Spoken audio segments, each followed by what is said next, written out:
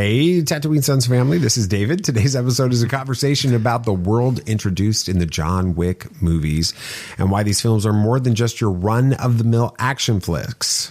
Did I say that right? You did. Yeah, thanks. Yeah. Enough. Thanks for listening. This is Tatooine Sons. It's true. All of it. What is the name of the porg on the Millennium Falcon? Force is strong in my family. What do you think his name is? It's a big moment. I am a Jedi, like my father before me. Maybe Turbis? Do or do not. There is no try. Turbis? Pablo, if you're listening to this live stream, that porg's name is now Turbis. It's a good Star Wars name. We're not done yet. These guys recorded an awesome podcast called Tatooine Sons. Everybody was late. What was the last one? Resurrections, that's right, it came out. But The Matrix kind of started this entire shift in action movies kind of into the world building piece of it. Which universe do you guys think is more interesting to you, The Matrix or John Wick? I'll start with you, Sam. I mean, it's not even a competition in my mind. Really? No, not even close. Yeah, The Matrix. Really? Oh, absolutely. I mean, John Wick's great. And I think for... No, I'm not talking about the movies. I'm talking about the I know. building. I'm talking about for what the movies are, I think the world is way more interesting than usual. But I'm in world building in general between those two, The Matrix is so far more interesting in my opinion. Just okay. I love the dystopian aspect of it when you've got like things building into it even more, like the Animatrix and stuff, expanding on that world. Weird. It is weird. It is very weird. I'm not denying that. But I find the world of The Matrix way more interesting. It's in the future, but set in the 90s. At the same time, you know, I think that's awesome. Okay, what about you? Yeah, I'd have to say The Matrix, just because the world that The Matrix has become such an icon. Just the world itself. I mean, so many times people are like, "Are we living in a simulation?" That's the world that The Matrix built. John Wick. It's very interesting, you know, the Continental, the high table, the rules of the assassins, all of that's very interesting. It started growing in the second movie, kind of took a back seat in the third one. I'm sure it's going to be front and center in this fourth one. So we don't have all that story yet. So ask me again maybe in a month. But for now, yeah, definitely I'd say The Matrix. What would you say? I really like the openness right now of the world in John Wick. Mm-hmm. So, you know, I lived through the original Matrix trilogy and the Animatrix and all the speculation about the world, and they were throwing in, you know, games, they were throwing in all these things, and so they were filling out the world, right? So the world building is done that way in the Matrix. But the fact that John Wick exists in this universe, when I say this, I'm like, it's supposed to exist in our universe, right? And these assassins are all around us, and you've got this hotel chain, and it's like this organized business, and all of this stuff, and yet we don't have details. We know just a little bit about all of these things. Makes the world so much more vast to learn from. So I enjoy that part of this. Yeah, the learning of the world of John Wick is enticing, and sure. I think, you know, we haven't gotten that kind of world in this style of action movie before. No. I mean, even like Nobody, we love Nobody, and it kind of had an interesting world to it. You know, the what did they call them, cleaners or something like that. You know, this super secret. They were the auditors. Getting in and cleaning stuff. Super interesting, but that's about it. You know, we didn't get much more outside of that to get us interested in the world. John Wick, it dropped you in the middle of it and gave you just enough to get you interested and to follow the story. So for what these movies are being, I think the world is far better than usual. BB Neil, what makes the John Wick films different from other action films? I don't know. There's just this sense of a genuine like story to it. You know, you go into each movie, and due to the fact that these three movies take place, what we can assume is basically over a few days so far. From the first movie to the third one, think about it. These all take place pretty close together. I wouldn't know about days, but within a few weeks of each other, probably. Yeah, for sure. So that aspect of that thrill, at the end of 2, he's not allowed to be he's not an assassin anymore. I forget what the word that they use is, but he's not allowed in the Continentals anymore. He's about to be hunted. He's hunted by all of these assassins. That world gave you this point of being like, okay, well, I want to see the next one now to understand what's going to happen then and see how he deals with all of that. And now we kind of got to this end of this like first trilogy is what it feels like. And now we're wondering where does it go from here? Obviously in the fourth one, he's trying to get out. He's trying to leave this assassin world and just kind of live a normal life with his dog. Finally, this is the whole reason you love these movies. I know the dog. All he wants is to go live a peaceful life with his dog, right? And that's totally the way you would. Yes, for sure. So I do like the aspect of there's genuine stakes to each one of these movies for sure. So Sam, you brought up Nobody a little bit earlier, which is a great movie. And, you've got similar styles, right? In Nobody and John Wick and Bullet Train even and John Wick. This high impact, super violent action, movie where they just drop you in the middle of a story and you have to figure it out. What do you think makes John Wick films different? And do those films compare in some ways to the same style, or what do you think about that? Well, in some ways, it takes itself a little less seriously. I think that's really what made Nobody work. Was it definitely didn't take itself too seriously, and that's part of the fun. Same with Bullet Train. Bullet Train was even less serious than Nobody, but John Wick, it has some of the humor, but it's kind of a grander story than most action movies. I'm trying to think of a cliche action movie. I haven't watched the movies like Rambo or anything like that, but those are your really serious kind of movies where, from my limited knowledge, Rambo wasn't a character or hadn't existed in the world before the first movie, right? He was then inducted into the first movie. Wasn't even called Rambo. It was just First Blood. Right. And then he became the character of Rambo in that movie. In John Wick is already this legend, this Baba Yaga, right? A boogeyman. And there's already this established world. Same with Nobody. Same with Bullet Train.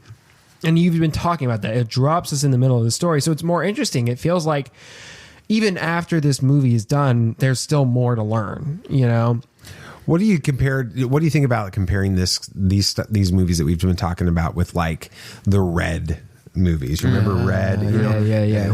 Do you feel like those fit into the same genre here, or do they try to tell too much of the background and the stories and kind of? I think that's one of the things that you get too many flashback scenes and stuff like that. I think those movies were playing into a novelty, and that's all it was. It was some old, a star-studded cast of older actors playing old, like the Expendables as well, right? Those movies, You that was your shtick, your nuance to it, right? The novelty, and that's what you played off of. It was great, and it nailed the novelty perfectly.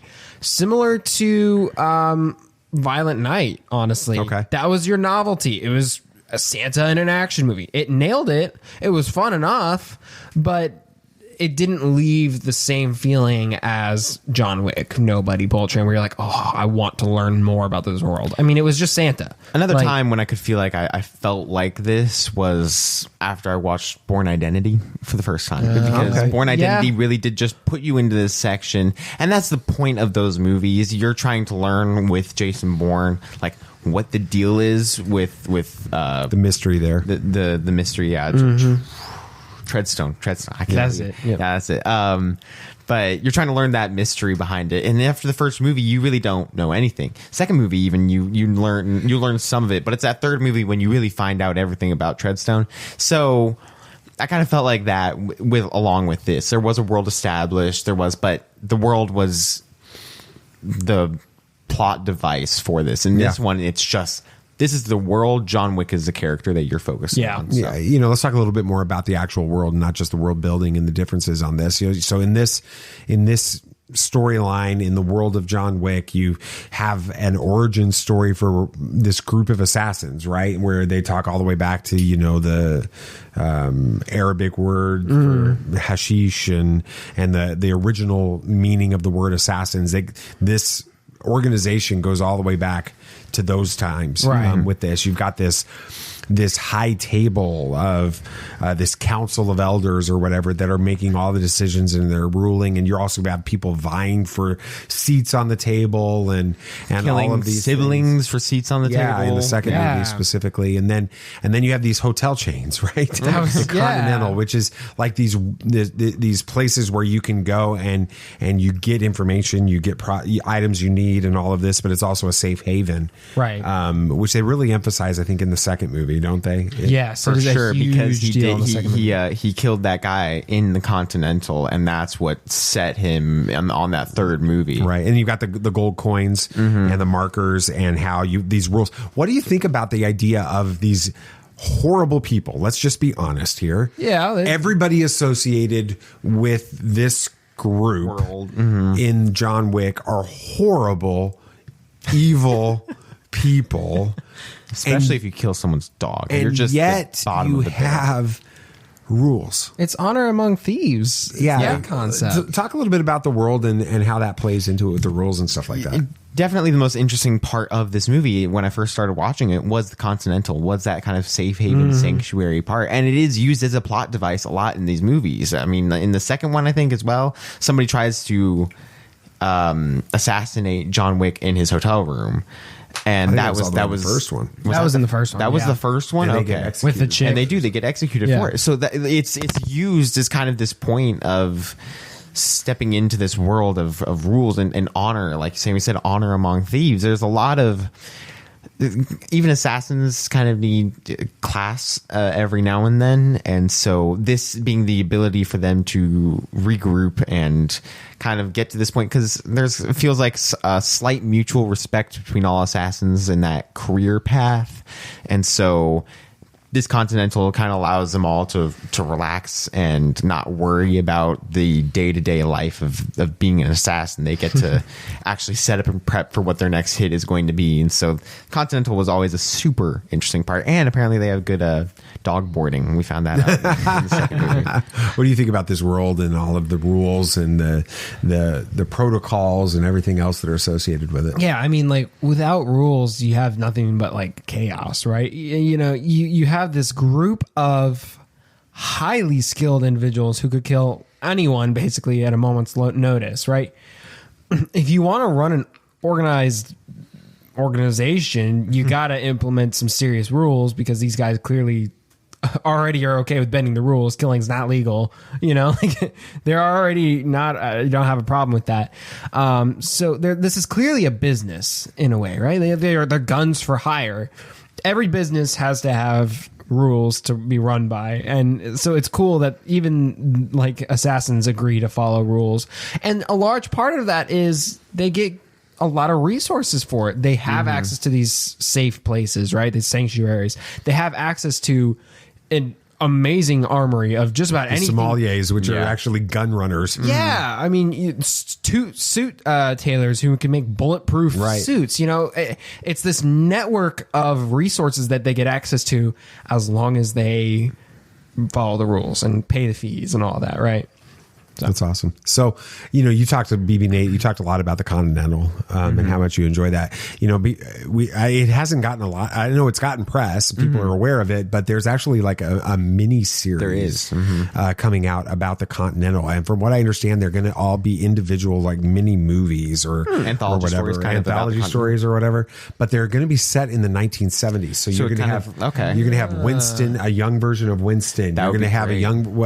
I can't remember the concierge. The concierge, basically. What his name is. I don't remember. I think he might just be called the concierge. No, he has a name.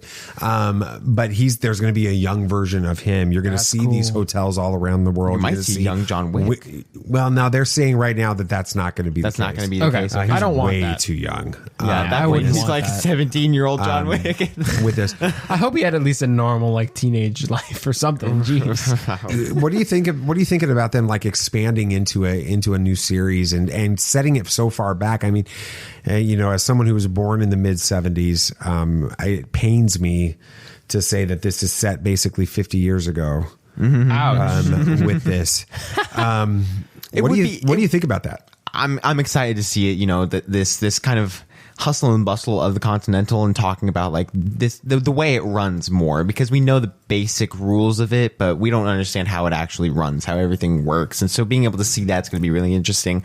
Wonder if we kind of see some like ideas of how these hits work, and see if we see some drama inside of the Continental. Maybe we see the genuine part of where the rule took place, that you cannot take any business down in the Continental due to a part that happens in this miniseries. That'd be an interesting concept. But I'm just excited to see more of this hotel, more of these stories. It's going to be really interesting. And we have a spinoff movie coming up.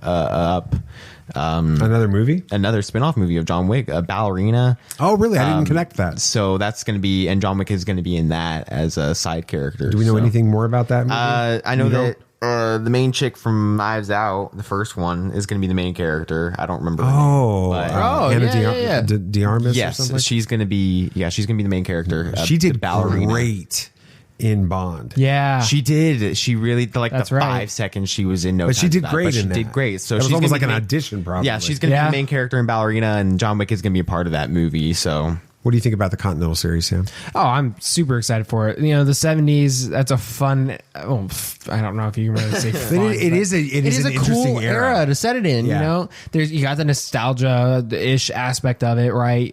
But there's also, you can have some interesting political dialogue in it.